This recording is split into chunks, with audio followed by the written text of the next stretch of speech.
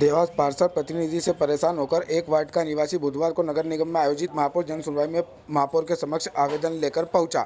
देखिए पूरी खबर सिर्फ ओपीएस न्यूज़ पर। क्या कहा आवेदनकर्ता ने। मेरा मकान अतिक्रमण में है ही नहीं। 2 पिल्लर का इशू बना के चल रहा है ये, और 2 पिल्लर पे मेरा पूरा मकान टिका हुआ है 35 बाय 30 का है। अगर वो पिल्लर गिरते हैं या तोड़ता हूँ मैं तो मेरा ऊपर का पूरा 40 फीट का पूरा एरिया नीचे आ जाएगा है। इसलिए मैंने वो पिल्लर नहीं लगाए, नहीं तोड़े हैं। और इसके चक्कर में मेरे को नगर निगम में जो लेट आवेदन दिया था उसका जवाब मैं कोर्ट से बनवा के ला के नगर निगम को मैंने दे दिया है।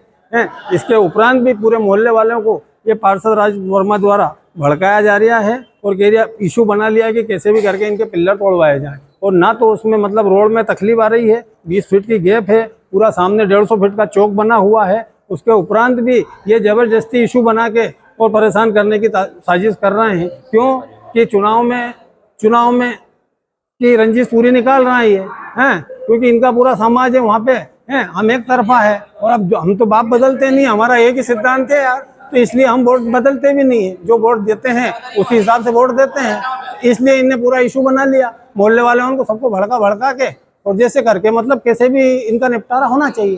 क्या कोर्ट से आपने महापौर जी ने आपको 3 दिन का समय दिया सामने में? हाँ जी, हाँ, तो हमने लेटर दे दिया ना निगम को।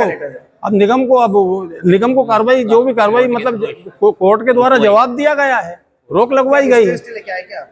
स्टे लेके आए हैं हम, रोक लगवाई है उसकी। पुराना मकान होगा, कितने वर्षों पुराना? मेरा कम से कम 30 साल पुराना मकान है साहब। मैंने ये मकान बनाया नहीं है, मैंने परचेस करा था। ये मेरे द्वारा ये मकान खरीदा गया है।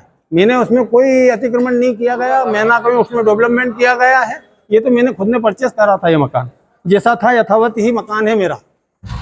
पार्षद का कहना है कि सहमति इनकी भी थी अगर विकास कार्य को लेकर। बार बार मैं आपसे पूछ रहा हूँ, विकास कार्य के लिए तो हर आदमी की सहमति होगी, मगर मैं गली में हूँ, वहाँ पे कोई अतिक्रमण थोड़ी आ रही है मेरा भाई साहब। उनके खुद के मकान में 150 फीट 100 फीट के अतिक्रमण है। वो मेन रोड पे मकानों ने उनके दो ही मकानों पे कम से कम 100 फीट का अतिक्रमण है। उनको पार्षद जी को ये नहीं दिख रहा, वार्ड क्रमांक 2 में उनके मकान बने हुए हैं, उसमें 100 फीट से ऊपर का अतिक्रमण है, वो नहीं दिख रहा पार्षद जी को। और गली में अतिक्रमण दिख रहा। क्या आशा जनसुनवाई से आपकी? अब जनसुनवाई से आशा यही है कि जो सरकार करेगी उस हिसाब से हमको मान्य होगा और सरकार का जो निर्णय हो। आपका नाम?